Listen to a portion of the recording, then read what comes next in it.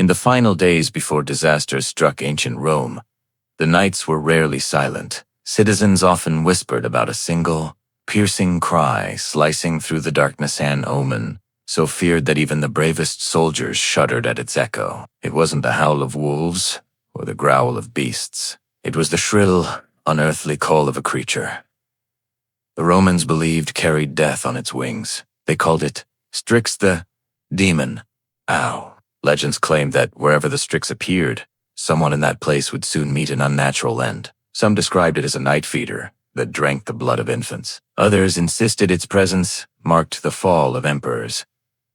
And during some of Rome's greatest tragedies, the assassination of Julius Caesar, the mysterious death of Agrippina, and the doom of entire households, witnesses swore they heard the owl's cry before disaster unfolded. But was a Strix merely a frightened bird, misunderstood by an anxious empire? Or was it truly a dark force woven into Rome's destiny, an omen that warned of death long before it arrived? Tonight, we journey into the shadows of ancient Rome to uncover the terrifying legend of the demon owl that haunted the world's greatest empire. Welcome to OwlQuest, where ancient legends take flight and forgotten mysteries awaken beneath the moon. To understand why the Romans feared the owl so intensely, we must first step into their world, a world where the boundary between the living and the dead was thin, fragile, and easily disturbed. Ancient Rome was bursting with life, but its people lived with constant fear of the supernatural. Spirits,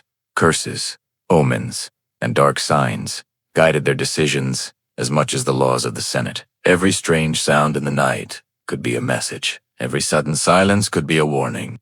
Among all night creatures, owls held a uniquely terrifying status. Romans believed that nocturnal animals acted as messengers for gods and restless spirits. But the Strix stood apart. It wasn't just a bad omen. It was a predator of souls. Roman poets described the demon owl as a monstrous being with a bird's body and a ghastly human-like face. Its feathers were said to drip with venom. Its eyes glowed like dying embers, and its hunger eternal. Pliny the Elder, Rome's greatest natural historian, called it a dreadful omen and insisted that its appearance foretold nothing but death. Whenever one was seen perched on the rooftops of Rome, people rushed to purify the city with fire, salt, and sacrifices. But what ignited this fear? Why would an empire of warriors tremble at a single bird? The answer lies in an ancient story that Rome whispered for centuries, one that turned an ordinary owl into a night demon. The tale begins long before emperors ruled Rome, in a time when gods still walked among mortals. According to Roman myth, the Strix was once a jealous, vengeful woman who betrayed the gods through acts too dark to name. Some say she tried to harm the children of Jupiter. Others say she dabbled in forbidden magic, calling upon spirits of the underworld without permission. As punishment, she was transformed into a creature cursed to wander through endless darkness, half human, half bird, forever starving. The curse twisted her body but left her mind intact, trapping her between the worlds of beast and spirit. She could never rest, never forget, never escape the thirst for life she once tried to steal from others. In this form, she became the first Strix. From that moment, any owl seen circling above households at night was believed to be a descendant of this demon. Mothers closed their windows tightly. Watchmen prayed under their breath, and households where the Strix perched prepared for tragedy. Yet the legend deepened during the early years of the Roman Republic, cementing the owl's terrifying reputation forever. One night, as the story goes, a wealthy senator awoke to the sound of scratching on his window. When he lit a lamp, he saw the pale, skeletal face of a Strix staring back at him through the wooden shutters. The creature shrieked and vanished into the darkness. By dawn, the senator was dead. This tale spread like wildfire through the city, and whether truth or superstition, Rome had found its demon. As Rome grew into a mighty empire, stories of the Strix only intensified. Again and again, witnesses came forward claiming that the demon owl appeared before deaths that shook the nation. On the eve of Julius Caesar's assassination, several Romans reported seeing an owl perched atop the Curia of Pompey, the very building where Caesar's blood would stain the marble floor. According to eyewitness accounts, the owl remained there for hours, unmoving, as though waiting for fate to unfold. During the rule of the Emperor Augustus, an owl's cry outside his palace was believed to predict the death of his adopted son, Julius Caesar, and during the reign of Emperor Tiberius, a Strix was said to have circled over the gardens of Agrippina the Elder before she mysteriously died in exile. Ober and ober, the pattern repeated.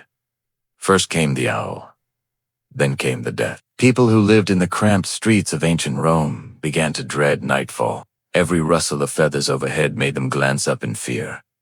Every shadow on a rooftop made their hearts race. But the most frightening tale of all emerged during the burning of Rome in 64 AD. As fires raged through the city, survivors claimed they saw a winged shape drifting silently through the smoke, an owl with burning red eyes. Untouched by flame, it circled above the destruction like a herald of doom. Many believed it was the original Strix herself, returned to witness the suffering of an empire that feared her. Was it real?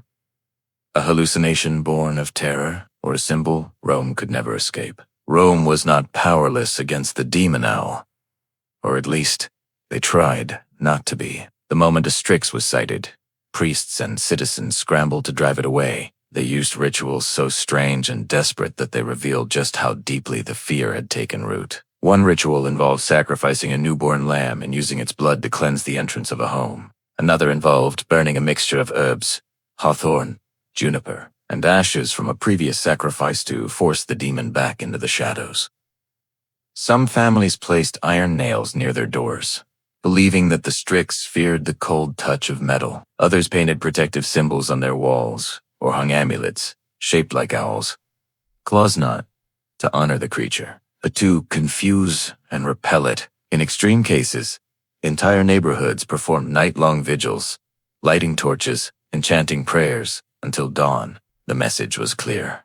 If the Strix came for you, you fought for your life. And yet, despite every ritual, every sacrifice, every whispered prayer, the legend lived on, the fear endured, and the demon owl continued to haunt the edge of Rome's collective memory. The story of the demon owl of ancient Rome is more than just a myth. It is a window into the fears, anxieties, and beliefs of a civilization that shaped much of the world we know today. To the Romans, the Strix was not merely a bird. It was a symbol of death, fate, punishment, and the unseen forces that moved silently through the night, whether real or imagined. The demon owl became a warning that life could change in an instant, that destiny could shift without mercy, and that the shadows held secrets no one dared to ignore. But perhaps the most haunting part of the legend is this. Owls still appear in places of silence. They still watch from rooftops. They still cry into the night. And whether you believe in omens or not, that ancient fear still lingers somewhere deep within us. Sense that some creatures know things long before we do. Thank you for joining this journey into Rome's darkest legend. If you wish to explore more mysteries hidden in the wings of ancient stories, then follow us again on the next Owl Quest.